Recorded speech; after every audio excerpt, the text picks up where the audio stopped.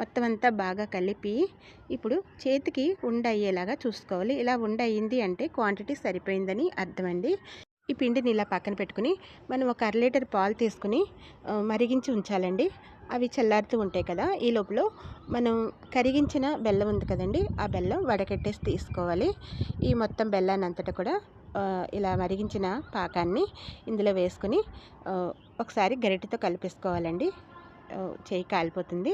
వీటితో బాగా కలిపిన తర్వాత దీన్ని పైకి కిందకి బాగా కలిపి ఇప్పుడు మరిగించి ఉన్న పాలను వేసుకుంటూ కొంచెం కొంచెంగా కలుపుకోవాలండి. ఒకేసారి వేసేయకూడదు, మనకి ఎంత సరిపోతుందో తెలియదు కాబట్టి కొంచెం కొంచెంగా వేసుకుంటూ మన గోధుమపిండి చపాతీ ముద్ద ఎలాగైతే కలుపుకుంటామో అలాగా కలిసే వరకు, ఆ క్వాంటిటీ వచ్చే వరకు కలుపుకుంటూ వేసుకోవాలండి.